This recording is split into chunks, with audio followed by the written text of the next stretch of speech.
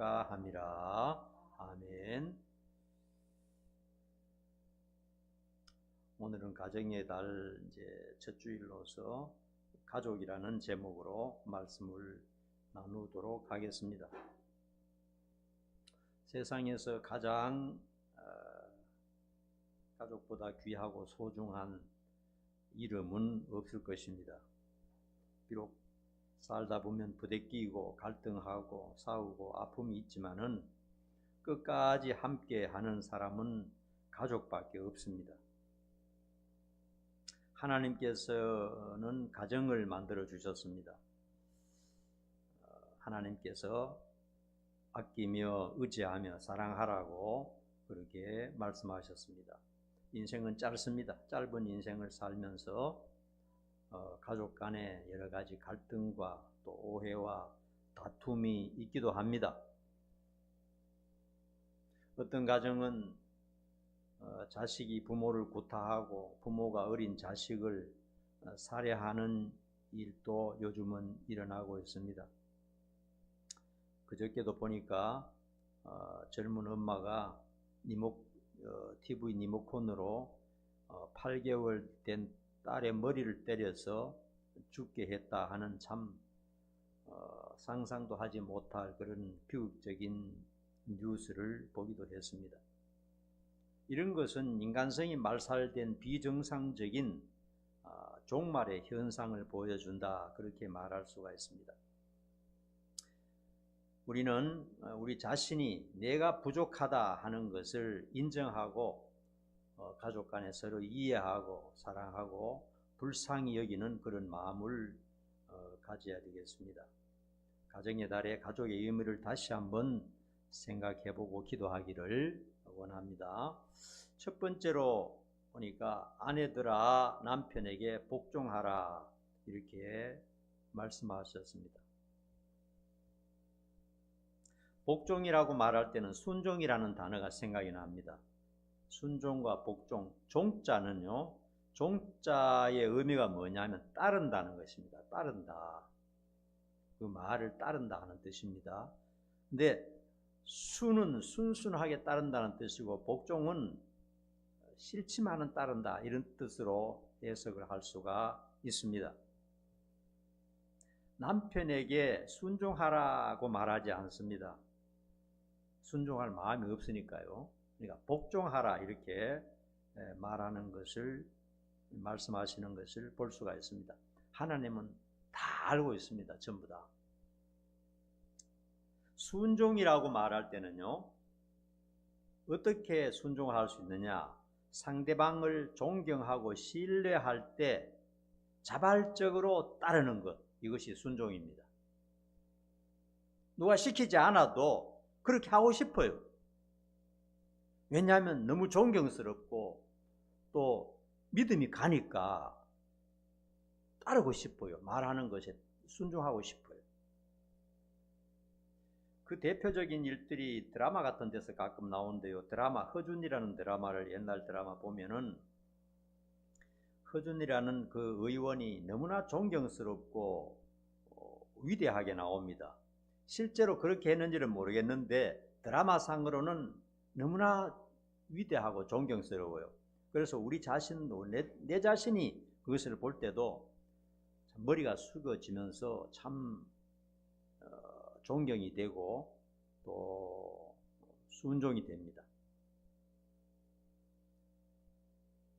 그 사람처럼 재물과 권력에 관심이 없고 자기를 온전히 바쳐서 불쌍한 환자들을 진심으로 마음을 다해서 치료하면서 죽기까지 그들을 사랑과 또 긍휼로 보살핀 사람은 잘 없습니다. 상놈 서자 출신으로 산전수전 다 겪고 일생 동안 천대와 멸시를 받았지만은 의학에 정진해서 마침내 정일품 정승반열에 들어가고, 그럼에도 불구하고 겸손하게 한결같이 불쌍한 환자들을 돌보는 일에 자기 인생을 다 바쳤습니다. 그러므로 그와 함께 일하는 사람들이 진심으로 그를 존경했습니다. 그가 하는 말이라면 무슨 말이라도 다 따랐습니다. 이게 순종이거든요. 뿐만 아닙니다. 그의 아내와 그의 자녀, 그의 가족들까지도 존경하며 순종했습니다. 무슨 말을 하든지 다 따랐다는 것입니다. 이처럼 상대방을 진심으로 존경할 때 자발적으로 따르는 것이 순종입니다. 이런 인격과 실력을 갖춘 사람은 다 존경하게 돼 있어요. 누가 시켜서 하는 게 아니고 너무나 귀하게 보이기 때문입니다. 하지 말라 해도 그냥 마음에 존경이 가서 그 사람이 하는 말이라면 다 따르게 되는 것, 이것이 순종이고요. 그런데 오늘날 가정을 보면은 정말 남편이 이렇게 존경스러운 가정이 몇 가정이나 될까요? 그런 가정 여러분들 가운데 있습니까? 정말 남편이 존경스럽고 참 저절로 순종이 가고 신뢰가 가는 그런 남편이 얼마나 될까요?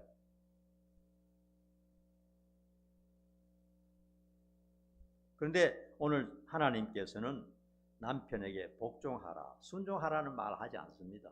순종할, 세상 말로 하면 순종할 거리가 안 되기 때문에 그냥 복종하라,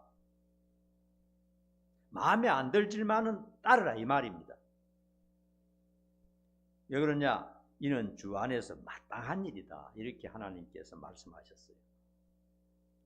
자발적으로 순종하고 자발적으로 고개가 숙여지지는 않는데, 딱 무시하고 싶은데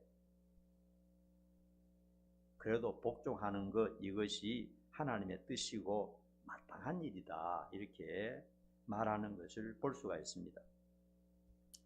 복종한다는 것은 오늘날 사회에서는 잘 사용하지 않습니다. 그러나 군대 가면 씁니다. 복종해라. 여러분, 군대는요, 상관이 시키면 진짜 하기 싫고 뛰쳐나가고 싶지만은 그냥 그 말에 따르게 돼 있어요. 그게 복종입니다. 그게 보면은 존경도 안 되고 순종도 안 되지만 복종은 해야 된다, 이렇게 하나님께서 말씀하고 있습니다. 왜 그러냐 하니까요, 성경을 보면은 이것이 창조의 질서고 또 남편이 가정의 리더이기 때문에 그렇다 하는 것입니다. 여러분, 가정의 리더는 남편입니다. 하나님께서 그렇게 세웠어요. 리더를 그냥 까부셔 버리면요, 그 가정이 잘못된 방향으로 갈 수가 있는 것입니다. 내가 볼 때는 리더의 자격이 없어요. 내가 볼 때는 무시하고 싶어요. 그러나 하나님께서 남편으로 하여금 가정의 리더로 세우셨다 하는 것입니다. 창세기에 보면은 아내의 창조 목적이 나옵니다. 하나님께서 왜 아내를 창조하셨느냐? 돕는 배필로 창조하셨다 말씀하세요. 영어로 말하면 헬퍼라는 겁니다. 헬퍼. 아내가 뭐냐? 남편을 돕는 헬퍼라는 겁니다. 여러분, 돕는다는 것이요, 열등한 것이 아닙니다. 힘이 있을 때, 능력이 있을 때 도와줄 수 있지, 약한 사람이 강한 사람을 도울 수가 없어요. 여러분, 우리가 하나님 앞에 기도할 때 어떻게 기도합니까? 어떻게 기도해요? 하나님 가만히 계세요, 제가 도와드리겠습니까? 합니까? 하나님 도와주십시오 합니까? 도와주십시오 하죠. 하나님 이것도 도와주시고 저것도 도와주세요, 이렇게 기도하는 것은 하나님이 더 강하고 능력이 있고 부유하기 때문에 그렇게 요청을 하는 겁니다. 아내도 그런 의미로 생각하면 되겠어요. 아내가 남편을 돕는 사람이다 이렇게 할 때 나는 돕는 정도밖에 안 되나, 내가 주장이 되고 싶은데, 그렇게 생각할 것이 아니고 아내가 여러 가지 면에서 더 나았기 때문에 더 부족한 남편을 도와주라 하는 그런 의미로 받아들이면 좋겠어요. 그래서 아내가 남편에게 복종하는 것은 특별히 마음에 들고 특별히 잘나서가 아니고, 이건 하나의 창조의 질서고 하나님이 만드신 법칙이고 또한 가정의 리더이기 때문에 그렇다 하는 것을 알아야 되겠습니다. 그러므로 남편은 아내가 남편을 업신여기거나 아래 사람처럼 대해서는 안 됩니다.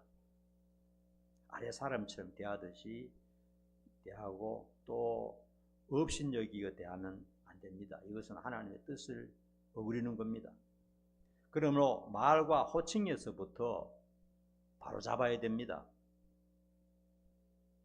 친구 사이처럼 좋죠. 친구 사이처럼 지내는 건 좋습니다. 그러나 친구 사이로 지내면요, 화나면 욕을 해버립니다. 남편에게.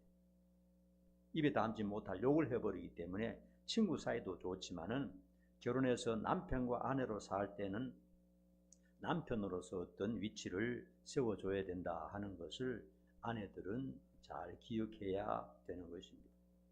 두 번째는 남편들아 아내를 사랑하며 괴롭히지 말라 이렇게 말씀하고 있어요.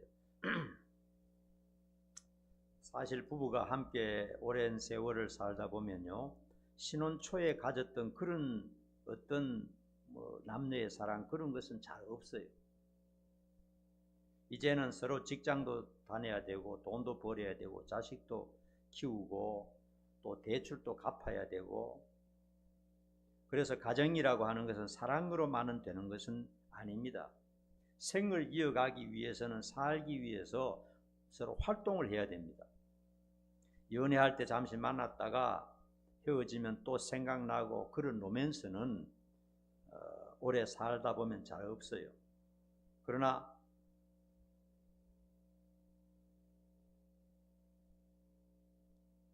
서로 참 불쌍하게 여기고 서로 긍휼하게 여기는 것, 이것이 필요한 것입니다. 부부로서 서로 사랑한다고 할 때 서로 불쌍하게 여기는 것, 안쓰럽게 여기는 것, 이런 것이라고 보면 되겠어요. 남수단의 이태석 신부가 이제 갔죠. 가서 보니까 너무너무 가난하고 너무너무 불쌍한 겁니다. 전부 병들어 있고 전부 배우지 못해서 무식하고 집도 없고 돈도 없고 너무너무 불쌍해서 내가 뭔가 해줘야 되겠다 하고 생각을 했습니다. 그래서 나는 의사니까 병도 고쳐주고 집이 없으니까 집도 지어주고 학교도 지어주고 교회도 지어주고 교육도 시켜주고 한번 해봐야지. 그렇게 해서 열심으로 했다는 겁니다. 그런데 세월이 좀 지나고 보니까 정말 이들을 사랑하는 것이 무엇인가 하는 것을 깨닫게 되었는데, 그들과 함께 있어주는 것, 이것이 사랑이다 하는 것을 드디어 깨닫게 되었다는 겁니다. 뭔가 잘해주고 뭔가 도와주고 뭔가 물질적으로 먹여주고 입혀주고 이게 아니고 그냥 수단 사람이 돼버린다는 겁니다. 그 사람들하고 똑같이 사는 겁니다. 그들이 먹는 음식을 먹고 그들이 노는 그때 같이 놀고 같이 살아가고 그들과 함께 그들을 무시하거나 버리지 않고 죽을 때까지 같이 살아야 되겠다. 이것이 진정한 사랑이라는 것을 깨닫게 되었다 하는 것입니다. 참 공감이 가요. 선교사들의 간증도 들어보면은 그 선교지에 가면 정말 비참하거든요. 우리나라에 살다가 그런 곳에 가보면은 너무너무 비참해서 뭘 해줘야 될까 하고 생각하면요, 밑바탕이 없기 때문에 뭔가 되는 게 없어요. 그럼 어떻게 되냐? 이 사람들과 한 동네에서 같이 살면 된다. 끝까지 버리지 않고 배신하지 않고 이들과 함께 살겠다. 이것이 사랑이라는 것을 깨닫게 되었다 하는 얘기를 들었습니다. 부부도요, 20년 살고 30년 살고 40년 살다 보면 서로 이렇게 참 갈등할 때도 있고 서로 다툴 때도 있고 서로 미울 때도 있고 때로는 또 서로 사랑할 때도 있고, 세월이 지나다 보면 곱던 얼굴은 주름으로 가득하게 되고 머리는 백발로 변하게 되고 이곳저곳 서로 아픈 곳이 생기게 되고, 그래서 서로 측은하고 불쌍하게 생각하는 것, 아무리 힘들어도 버리지 않겠다, 배신하지 않겠다 하는 그런 마음이 사랑하는 것이다 하는 것을 알 수가 있습니다. 그래서 말이나 행동으로 괴롭히지 않겠다, 잘해주지는 못해도 괴롭히지 않고 살겠다, 이런 것이 아내를 사랑하는 것이고 또 아내를 존중하는 것이라 이렇게 생각할 수가 있습니다. 그 다음에 세 번째로는 자녀들아 모든 일에 주 안에서 순종하라. 주 안에서 부모에게 순종하라 이렇게 말하고 있습니다. 부모에게는 복종하라 말하지 않고 순종하라고 하나님께서 말씀하셨어요. 부모가 늙고 아프면 과거에 상처 주었던 것들도 이해가 되고 용서가 돼요. 내가 자식을 키워보고 가정을 이끌며 나이를 먹어보면 이제 부모의 그 모질게 했던 부분도 이해가 되더라 하는 것입니다. 그렇게 당당하고 큰 소리 치던 부모도 늙고 병들면 자식의 손에 의지하는 것을 볼 수가 있습니다. 그러므로 부모에게 순종하는 것은 옳은 일이고 하나님이 기뻐하시는 일이다 이렇게 말씀하고 있습니다. 십계명에도 보면 부모에게 순종하는 자는 땅에서 잘되고 장수한다 이렇게 약속하셨어요. 물론 부모에게 순종할 때 주 안에서 해야 된다 하는 말씀을 하셨습니다. 주를 버리고 부모에게 순종할 수는 없습니다. 동남아 국가 같은 데 보면 선교하러 왔는데 이제 자녀들이 복음을 듣고 예수를 믿으려 하니까 그 부모들이 막 대대로 믿어왔던 이 불교 이런 것을 가지고 절대로 안 된다 하니까 그 자녀가 뭐라고 말하느냐, 부모님이 저렇게 예수 믿지 말라고 하는데 어떻게 예수 믿습니까? 구원받고 천국 가는 것도 좋지만은 부모님이 저렇게 울며 불며 나하고 같이 절에 가자고 하는데 어떻게 갑니까? 못 갑니다. 이렇게 하는 얘기들을 들어봤어요. 우리나라에서도 그런 일이 있어요. 그러니까 부모를 효도하고 순종하는 건 좋은데 믿음을 저버리는 것까지는 해서는 안 된다 하는 것을 분명히 말하고 있습니다. 오히려 부모를 설득시키고 강제로라도 교회로 데려가서 구원시켜야 되지 그런 것은 순종해서는 안 된다. 그러면 같이 물에 빠져 죽는 것이나 마찬가지다 이렇게 말씀하고 있습니다. 그 다음에 마지막으로는 아비들아 자녀를 노엽게 하지 말라 이렇게 말씀했습니다. 옛날에는 자식에게 분풀이하고 구타하고 욕을 퍼붓는 부모들이 많았습니다. 옛날에는 그랬어요. 부모들이 무지해서 자식에게 막말을 하고 함부로 대할 때가 많아서 우리 어릴 때만 해도 그런 일들이 많았습니다. 어떻게 하냐, 좀 마음에 안 들면 야 이놈의 새끼야 나가서 죽어라 또 나가서 뒤져라 되져라 경상도 사투리로 또 벼락맞을로 얼마나 무서운 말입니까? 그 전라도 쪽으로 가면 이 썩을 놈 이렇게 말합니다. 썩을 놈. 그리고 이 병신 같은 놈, 온갖 욕을 해대는데 비인격적인 말을 하면서도 그게 무슨 뜻인지 잘 몰랐어요. 그게 저주를 퍼붓는 것인데 그 의미를 잘 모르고 그런 것을 계속해서 매일 그렇게 하는 그런 부모들이 옛날에는 있었습니다.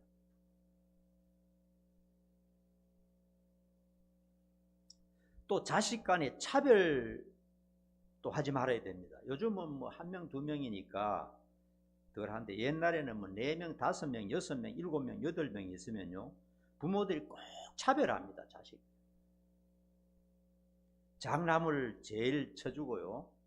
그 다음에 또 그 중에 또 뭐 좀 잘하고 뭐 좀 마음에 들고 하면 또 특별히 챙겨주고 마음에 안 들면 무시하고 그렇게 하는 부모들이 많았어요. 똑같이 잘 대우를 해주지 않았습니다.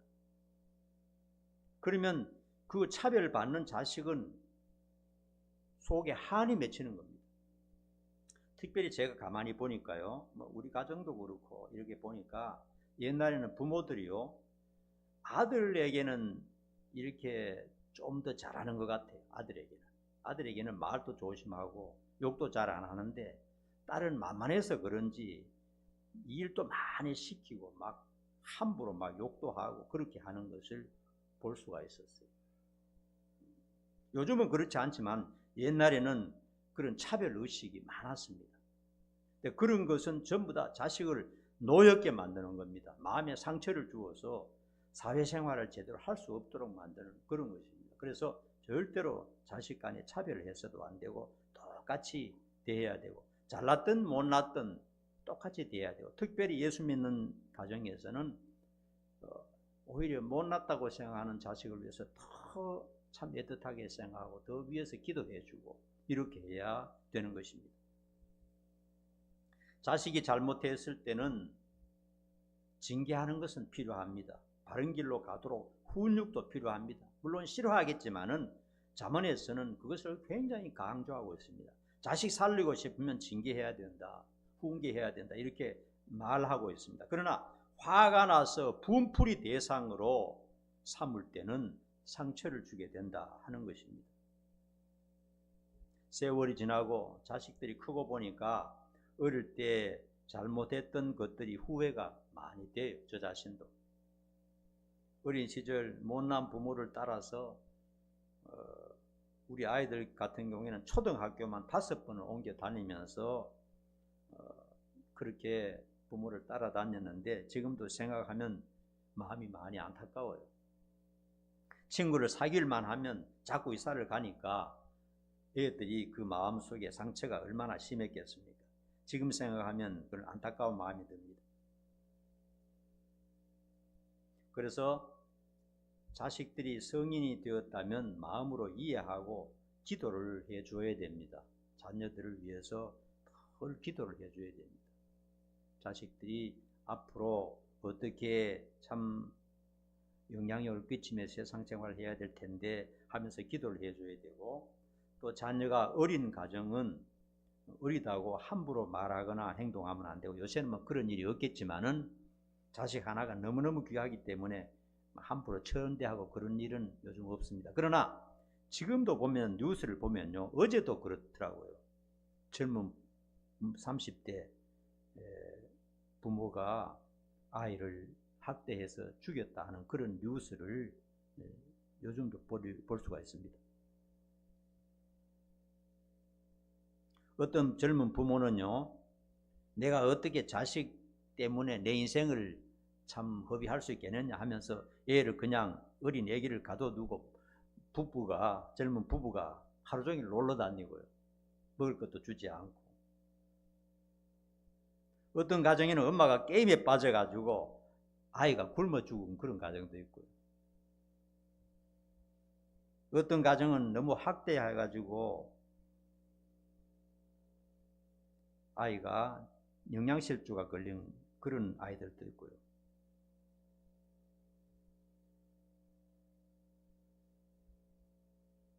아이에게 있어서 이제 부모는 절대적입니다. 부모가 어떻게 하느냐에 따라서 아이는 행복할 수도 있고 정말 불행에 빠질 수도 있습니다.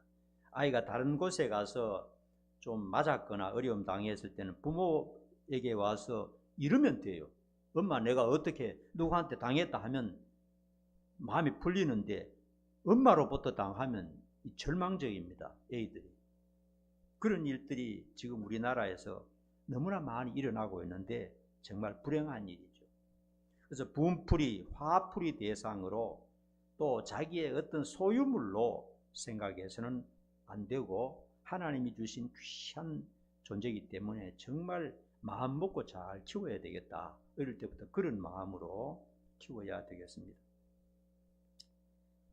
가족이라는 이름보다 더 가슴 쓰린 것도 없고요, 더 가슴 뭉클한 것도 없습니다. 가만히 생각해 보면 조금 지나면요, 세상이 참 빠릅니다.